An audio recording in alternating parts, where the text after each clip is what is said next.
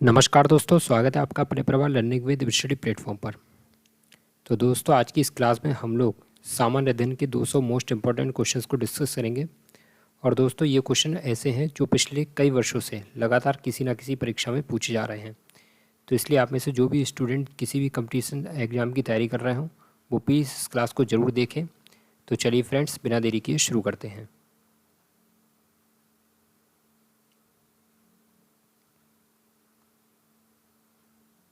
चलिए तो दोस्तों, शुरू करते हैं पहले क्वेश्चन से।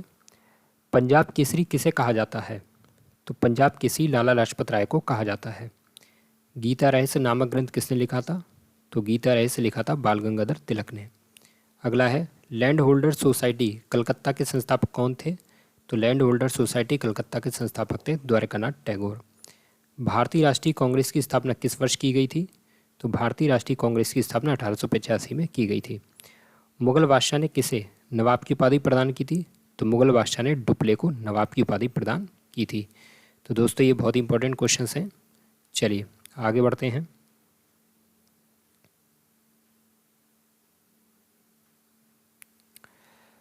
फतेहपुर सीकरी पहुंचने वाला प्रथम अंग्रेज कौन था?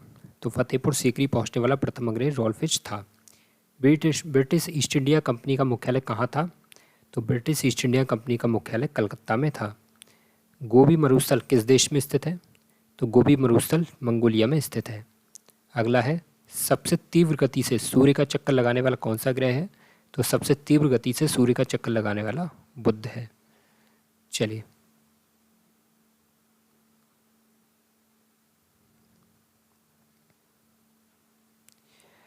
हीराकुंड बांध किस नदी पर स्थित है? तो हीराकुंड बांध महानदी पर स्थित है। दक्षिण पश्चिम मानसून भारत में सबसे पहले कहाँ प्रवेश करता है? तो दक्षिण पश्चिम मानसून भारत में सबसे पहले केरल में प्रवेश करता है। दुधवा राष्ट्रीय उद्यान किस राज्य में स्थित है? तो दुधवा राष्ट्रीय उद्यान उत्तर प्रदेश में स्थित है। भारत में लकड़ी के प्रसिद्ध राज्य कौन सा है? तो भारत में लकड़ी के लिए प्रसिद्ध राज्य कर्नाटक है। भारत का सबसे बड़ा चावल उत्पादक राज्य कौन सा है? तो भारत का सबसे बड़ा चावल उत्पादक राज्य पश्चिम बंगाल है। चलिए अगला क्वेश्चन है, श्वेत क्रांति का संबंध किससे है? तो श्वेत क्रांति का संबंध दुग्ध उत्पादन से है। मध्य प्रदेश की पन्ना खान किसके लिए प्रसिद्ध है? तो मध्य प्रदेश की पन्ना खान हीरा के लिए प्रसिद्ध है। चलिए आगे क्वेश्चन देखते हैं।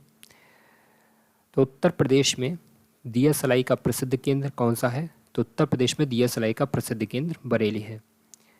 गोंड जनजाति किस राज्य में निवास करती है? तो गोंड जनजाति आंध्र प्रदेश में निवास करती है। सिखों के 10वें गुरु गुरु गोविंद सिंह का जन्म कहाँ हुआ था? तो सिखों के 10वें गुरु गुरु गोविंद सिंह जी का जन्म पटना साहिब में हुआ था। भारतनाट्यम किस राज्य का लोक नृत्य है? तो भारतनाट्यम तमिलनाडु का लोक नृत्य है। ब्रह्म समाज के संस्थापक कौन थे? तो ब्रह्म समाज के संस्थापक राजा राममोहन राय जी थे। दोस्तों, बहुत ही ज़्यादा इंपॉर्टेंट क्वेश्चंस हैं। चलिए अगला क्वेश्चन है, जगन्नाथ मंदिर किस राज्य में स्थित है? तो जगन्नाथ मंदिर उड़ीसा राज्य में स्थित है। सर्वोच्च न्यायालय के न्यायाधीशों की नियुक्ति कौन करता है? तो सर्वोच्च न्यायालय के न्यायाधीशों की नियुक्ति राष्ट्रपति करते हैं।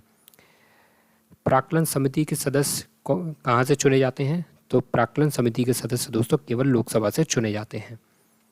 भारत सरकार का प्रथम विधि अधिकारी कौन होता है? तो भारत सरकार का प्रथम विधि अधिकारी भारत का महान्यायवादी होता है। बहुत ही ज़्यादा इंपॉर्टेंट क्वेश्चन है, याद रखना कि भारत सरकार का जो प्रथम विधि अधिकारी है वो भारत का महान्यायवादी होता है। चलिए अगला क्वेश्चन है, संसद के किस सदन को प्रतिनिधि सभा भी कहा जाता है? तो दोस्तों, ये कहा जाता है लोकसभा को। अगला है, भारतीय संविधान के किस अनुच्छेद में मौलिक कर्तव्यों का उल्लेख है?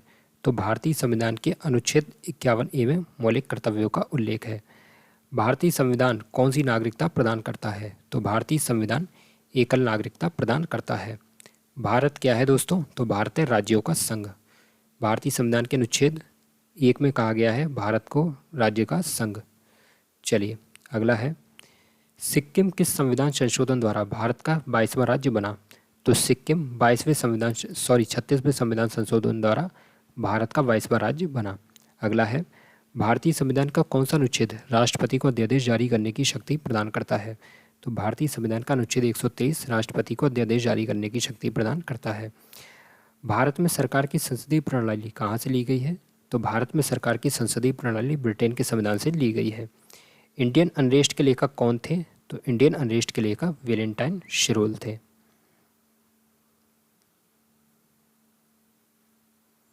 चलिए अगला क्वेश्चन है, भूदान आंदोलन किसने प्रारंभ किया था?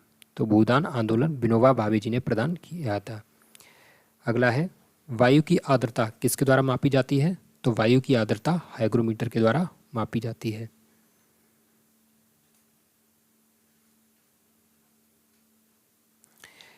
इलेक्ट्रॉन की खोज किसने की थी? तो इलेक्ट्रॉन की खोज थॉमसन ने की थी। ट्रांसफार्मर का सिद्धांत किस पर आधारित है? तो ट्रांसफार्मर का सिद्धांत विद्युत चुम्बकीय प्रेरण के सिद्धांत पर आधारित है। तारे किसके कारण टिमटिमाते हैं? तो तारे प्रकीर्णन के कारण टिमटिमाते हैं। फोटोग्राफी में कौन कौन से मुख्य रंग होते हैं? तो फोटोग्राफी में लाल, नीला और हरा मुख्य रंग होते हैं। चलिए अगला क्वेश्चन देखते हैं भैया।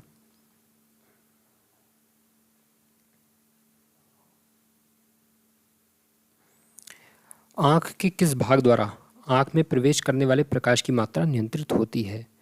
तो आँख की आइरिस के द्वारा आँख में प्रवेश करने वाले प्रकाश की मात्रा नियंत्रित होती है। किस रंग की तरंगदैर्घ्य अधिकतम होती है? तो लाल रंग की तरंगदैर्घ्य सबसे अधिक होती है। रेफ्रिजरेटर में थर्मोस्टेट का क्या कार्य होता है? तो रेफ्रिजरेटर में थर्मोस्टेट का कार्य होता है एक समान ताप बनाए रखना। एक स्वस्थ मनुष्य के शरीर का तापमान कितना होता है? तो एक स्वस्थ मनुष्य के शरीर का तापमान 37 डिग्री सेल्सियस होता है। चलिए अगला देखते हैं, ठोस कपूर के बाष्प बनने की क्रिया क्या कहलाती है? तो ठोस कपूर के बाष्प बनने की क्रिया ऊर्ध्वपातन कहलाती है। संगीत नाटक अकादमी कहाँ स्थित है? तो संगीत नाटक अकादमी नई दिल्ली में स्थित है।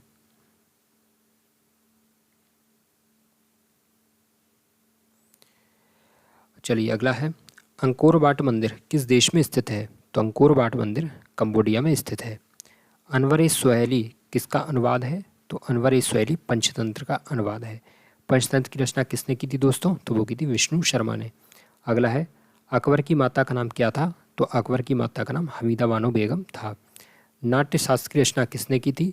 तो नाट्य शास्त्र की रचना भरत मुनि ने की थी।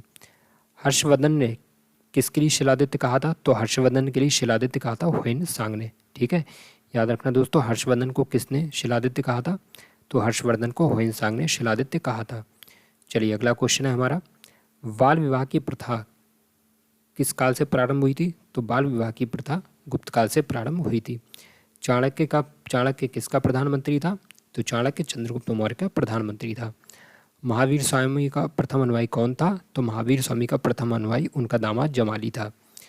16 महाजनपद की सूची किस में उपलब्ध है? तो 16 महाजनपद की सूची अंगुत्तर निकाय में उपलब्ध है। चलिए अगला क्वेश्चन है, ऋग्वैदिक आर्यों का प्रमुख व्यवसाय क्या था? तो ऋग्वैदिक आर्यों का प्रमुख व्यवसाय पशुपालन था। चरक संहिता किससे संबंधित है? तो चरक संहिता चिकित्सा से संबंधित है। बहुत बार ये क्वेश्चन पूछा गया है, इस क्वेश्चन को दोस्तों याद रखना। चलिए अगला है हमारा, सांची का स्तूप किसने बनवाया था? तो सांची का स्तूप अशोक ने बनवाया था। शक संवत 78 ईस्वी में किस सम्राट के शासनकाल में शुरू हुआ था? तो शक संवत 78 ईस्वी में कनिष्क के शासनकाल में शुरू हुआ था। गुप्त काल की सोने की मुद्रा को क्या कहा जाता था? तो गुप्त काल की सोने की मुद्रा को दीनार कहा जाता था। रामानुज के अनुयायियों को क्या कहा जाता था? तो रामानुज के अनुयायी को वैष्णव कहा जाता था। चलिए अगला क्वेश्चन देखते हैं, हल्दी घाटी का युद्ध कब हुआ था? तो हल्दी घाटी का युद्ध 1576 ईस्वी में हुआ था। किसके मध्य हुआ था? तो ये महाराणा प्रताप और अकबर के मध्य हुआ था। पद्मावत की रचना किसने की थी? तो पद्मावत की रचना मलक मोहम्मद जायसी ने की थी। ग्वालियर राज्य की स्थापना किसने की थी? तो ग्वालियर राज्य की स्थापना जीवाजीराव सिंधिया ने की थी। भारत में पुर्तगाली साम्राज्य का वास्तविक संस्थापक कौन था? तो भारत में पुर्तगाली साम्राज्य का वास्तविक संस्थापक अल्फांसो डी अल्बुकर्क था। चलिए अगला क्वेश्चन देखते हैं भाई, हवा महल कहाँ पर स्थित है? तो हवा महल जयपुर में स्थित है। वांडीवाश का युद्ध कब हुआ था? तो वांडीवाश का युद्ध 1760 ईस्वी में हुआ था।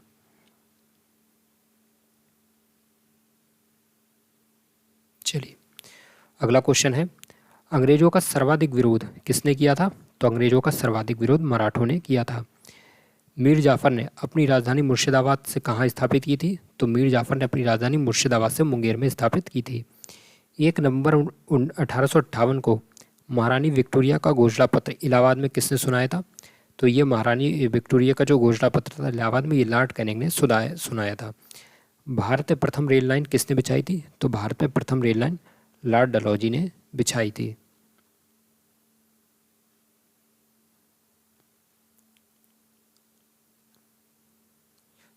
चलिए अगला क्वेश्चन है, रैयतवाड़ी व्यवस्था कब लागू की गई थी? तो रैयतवाड़ी व्यवस्था 1820 में लागू की गई थी। धर्म सभा के संस्थापक कौन थे? तो धर्म सभा के संस्थापक राधाकांत देव थे। महाराष्ट्र का सुकरात किसे कहा जाता है? तो महाराष्ट्र का सुकरात महादेव गोविंद रानडे को कहा जाता है। आधुनिक भारत का जनक किसे कहा जाता है? तो आधुनिक भारत का जनक राजा राममोहन राय जी को कहा जाता है। चलिए, इन्हें भारत के पुनर्जागरण के पिता भी बोला जाता है। अगला है, मोपला आंदोलन कहाँ पर हुआ था? तो मोपला आंदोलन मालाबार क्षेत्र में हुआ था। 1857 के विद्रोह का बिहार से नेतृत्व किसने किया था? तो 1857 के विद्रोह का बिहार से नेतृत्व कुंवर सिंह जी ने किया था। ठीक है, बिहार में एक जगह है जगदीशपुर, वहाँ से कुंवर सिंह जी ने इसको नेतृत्व किया था। चलिए अगला है, भारतीय राष्ट्रीय कांग्रेस का प्रथम मुस्लिम अध्यक्ष कौन था? तो भारतीय राष्ट्रीय कांग्रेस का प्रथम मुस्लिम अध्यक्ष बयूरुद्दीन तैयब जी थे। अगला है, किसने ईस्ट इंडिया एसोसिएशन की स्थापना लंदन में की थी? तो ईस्ट इंडिया एसोसिएशन की स्थापना लंदन में दादा भाई नौरोजी ने की थी। चलिए, गदर पार्टी की स्थापना किसने की थी? तो गदर पार्टी की स्थापना 1913 में लाला हरदयाल जी और स्वर्ण सिंह भाखड़ा ने की थी। अगला है, भारत छोड़ो आंदोलन का प्रस्ताव किस वर्ष पारित किया गया था? तो भारत छोड़ो आंदोलन का प्रस्ताव 1942 में पारित किया गया था। चलिए अगला है हमारा, सीमांत गांधी किसे कहा जाता है? तो सीमांत गांधी खान अब्दुल गफ्फार खां को कहा जाता है। जलियांवाला बाग हत्याकांड कहाँ हुआ था? तो जलियांवाला बाग हत्याकांड अमृतसर में हुआ था। माई एक्सपेरिमेंट विद ट्रुथ के लेखक कौन है? तो माई एक्सपेरिमेंट विद ट्रुथ के लेखक महात्मा गांधी हैं। भारत में साइमन कमीशन के विद्रोह का मुख्य कारण क्या था? तो भारत में साइमन कमीशन के विद्रोह का मुख्य कारण था सभी सदस्य इसमें अंग्रेज थे।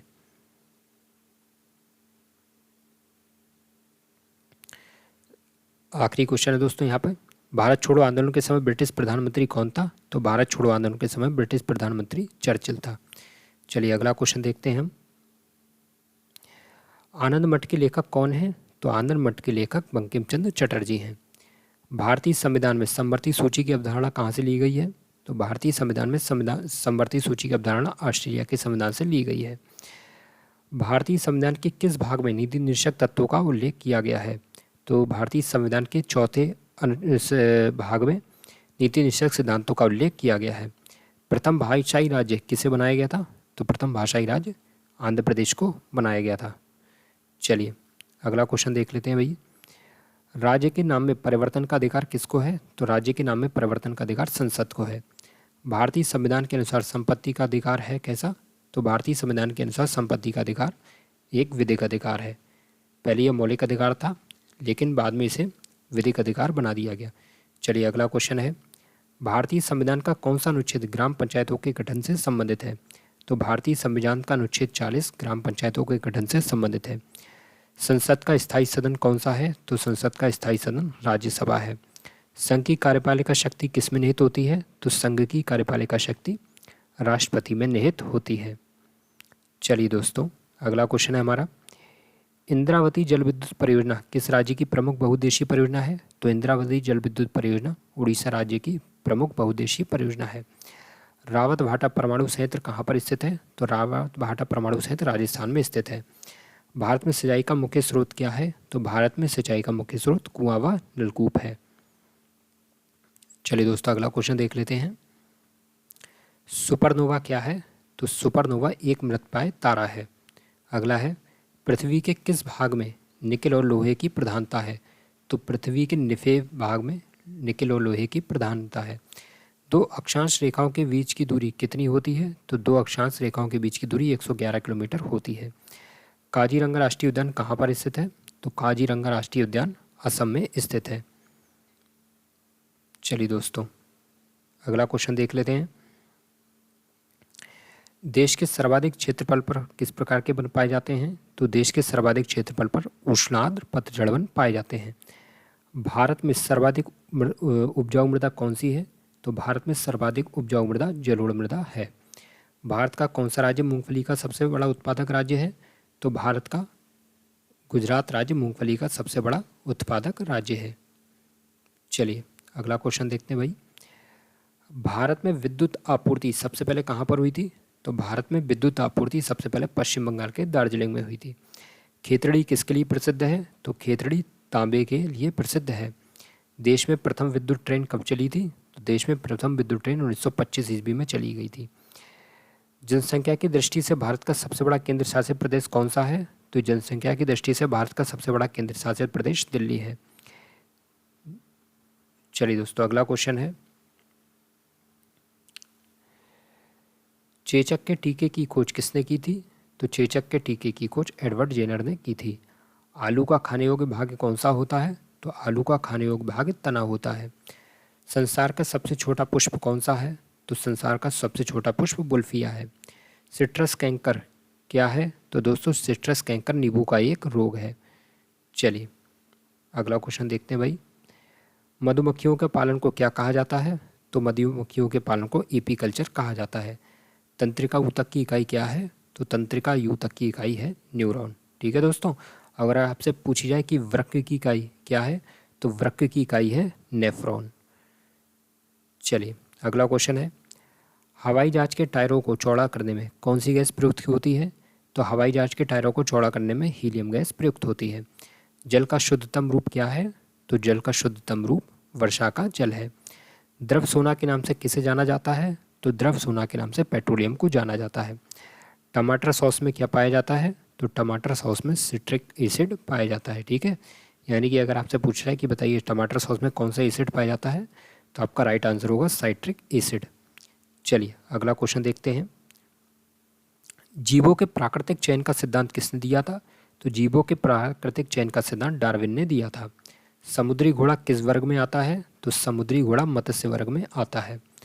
घरेलू मक्खी के लार्वे को क्या कहा जाता है? तो घरेलू मक्खी के लार्वे को मेंगोट कहा जाता है। मानव के रुधिर का पीएच मान कितना होता है? तो मानव के रुधिर का पीएच मान 7.4 होता है। पेसमेकर का संबंध किससे है? तो पेसमेकर का संबंध हृदय से है। ठीक है दोस्तों, पेसमेकर का संबंध किससे है? तो पेसमेकर का संबंध हृदय से है। रणजी ट्रॉफी का संबंध किस खेल से है? तो रणजी ट्रॉफी का संबंध क्रिकेट से है। चलिए अगला क्वेश्चन है, विश्व ओजोन दिवस कब मनाया जाता है? तो विश्व ओजोन दिवस 16 सितंबर को मनाया जाता है। पृथ्वीराज रासो के रचयिता कौन है? तो पृथ्वीराज रासो के रचयिता चंद्रवरदाई हैं। ग्रैमी पुरस्कार किस क्षेत्र में दिया जाता है? तो ग्रैमी पुरस्कार संगीत के क्षेत्र में दिया जाता है। टिविया नामक हड्डी कहाँ पर पाई जाती है? तो टिविया नामक हड्डी टांग में पाई जाती है। लार में कौन सा एंजाइम पाया जाता है? तो लार में टाइलिन एंजाइम पाया जाता है। चलिए भाई अगले क्वेश्चन को देख लेते हैं, फेदोमीटर का उपयोग किसे नापने के लिए किया जाता है? तो फेदोमीटर का उपयोग समुद्र की गहराई का पता लगाने के लिए किया जाता है। तारे अपनी ऊर्जा किससे प्राप्त करते हैं? तो तारे अपनी ऊर्जा नाभिकीय संयोजन के फलस्वरूप प्राप्त करते हैं। तड़ित चालक किसके बनाए जाते हैं? तो तड़ित चालक तांबे के बनाए जाते हैं। यदि किसी प्रतिरोधक तार को लंबा किया जाए तो क्या होता है? तो अगर किसी प्रतिरोधक तार को लंबा किया जाता है तो उसका प्रतिरोध बढ़ जाता है। चुंबकीय क्षेत्र का मात्रक क्या होता है? तो चुंबकीय क्षेत्र का मात्रक वेबर होता है। संत कबीर का जन्म कहाँ पर हुआ था? तो संत कबीर का जन्म उत्तर प्रदेश के जिले वाराणसी में हुआ था। चलिए अगला क्वेश्चन है, गारो जनजाति किस राज्य में पाई जाती है? तो गारो जनजाति मेघालय में पाई जाती है। दक्षिण भारत का मैनचेस्टर किसे कहा जाता है? तो दक्षिण भारत का मैनचेस्टर कोयम्बटूर को कहा जाता है। पीली क्रांति किससे संबंधित है? तो पीली क्रांति तिलहन उत्पादन से संबंधित है। बांदीपुर टाइगर रिजर्व कहाँ पर स्थित है? तो बांदीपुर टाइगर रिजर्व कर्नाटक राज्य में स्थित है। किस राज्य में वनों का सर्वोच्च प्रतिशत है? तो मिजोरम राज्य में वनों का सर्वोच्च प्रतिशत है। अरावली पर्वत का शिखर सर्वोच्च शिखर कौन सा है? तो अरावली पर्वत का सर्वोच्च शिखर गुरु शिखर है। तमिलनाडु और आंध्र प्रदेश के तट का क्या नाम है? तो तमिलनाडु और आंध्र प्रदेश का तट का नाम कोरोमंडल तट है। न्यूमूर द्वीप किन दो देशों के मध्य विवाद का कारण है? तो न्यूमूर द्वीप भारत और बांग्लादेश के मध्य विवाद का कारण है। पटकाई की पहाड़ियाँ भारत को किससे अलग करती हैं? तो पटकाई की पहाड़ियाँ भारत को म्यांमार से अलग करती हैं। कर्क रेखा भारत के कितने राज्यों से होकर गुजरती है? तो कर्क रेखा भारत के 8 राज्यों से होकर गुजरती है। सर्वाधिक जनसंख्या घनत्व वाला द्वीप महाद्वीप कौन सा है? तो सर्वाधिक जनसंख्या घनत्व वाला महाद्वीप एशिया है। चलिए अगला क्वेश्चन है, न्यूनतम जनसंख्या घनत्व वाला महाद्वीप कौन सा है? तो न्यूनतम जनसंख्या घनत्व वाला महाद्वीप ऑस्ट्रेलिया है। हेरिंग पॉन्ड के नाम से किसे जाना जाता है? तो हेरिंग पॉन्ड के नाम से अटलांटिक महासागर को जाना जाता है। भारतीय मानक समय किस पर आधारित है? तो भारतीय मानक समय 82 डिग्री 30 मिनट पूर्वी देशांतर पर आधारित है। नेपाल हिमालय किन नदियों के बीच में स्थित है? तो नेपाल हिमालय काली और तीस्ता नदियों के बीच में स्थित है। भारत और पाकिस्तान के बीच सीमा का निर्धारण किसने किया था? तो भारत और पाकिस्तान के बीच में सीमा का निर्धारण जॉन रैटक्लिफ ने किया था। चलिए अगला क्वेश्चन है, बांग्लादेश से तीनों ओर से घिरा राज्य कौन सा है? तो बांग्लादेश से तीनों ओर से घिरा राज्य त्रिपुरा है। विश्व का सबसे व्यस्त समुद्री रास्ता कौन सा है? तो विश्व का सबसे व्यस्त समुद्री रास्ता उत्तरी अटलांटिक महासागर है। कोयला पाया जाता है कहाँ पर? तो कोयला अवसादी चट्टानों में पाया जाता है। किम्बरले किसके लिए प्रसिद्ध है? तो किम्बरले हीरा के खनन के लिए प्रसिद्ध है। वायुमंडल में सर्वाधिक मात्रा में कौन सी गैस पाई जाती है? तो वायुमंडल में सर्वाधिक मात्रा में नाइट्रोजन गैस पाई जाती है। चलिए दोस्तों अगला क्वेश्चन है, विश्व में सबसे लंबी पर्वतमाला कौन सी है? तो विश्व में सबसे लंबी पर्वतमाला इंडीज पर्वतमाला है। चलिए नेक्स्ट क्वेश्चन हमारा, भारत का मानक समय कहाँ से निर्धारित किया जाता है? तो भारत का मानक समय नैनी प्रयागराज से निर्धारित किया जाता है। प्लेट विवर्तनिकी सिद्धांत का प्रतिपादन किसने किया था? तो प्लेट विवर्तनिकी सिद्धांत का प्रतिपादन हैरी हैरिस ने किया था। सौरमंडल का सबसे बड़ा ग्रह कौन सा है? तो सौरमंडल का सबसे बड़ा ग्रह बृहस्पति है। भारतीय सब्जी शोध संस्थान कहाँ पर स्थित है? तो भारतीय सब्जी शोध संस्थान उत्तर प्रदेश के जिले वाराणसी में स्थित है। चलिए अगला क्वेश्चन है, वर्गीज कुरियन किससे संबंधित हैं? तो वर्गीज कुरियन श्वेत क्रांति से संबंधित हैं। मध्य प्रदेश में उत्पादन किसका किया जाता है? तो मध्य प्रदेश में दलहन का उत्पादन किया जाता है।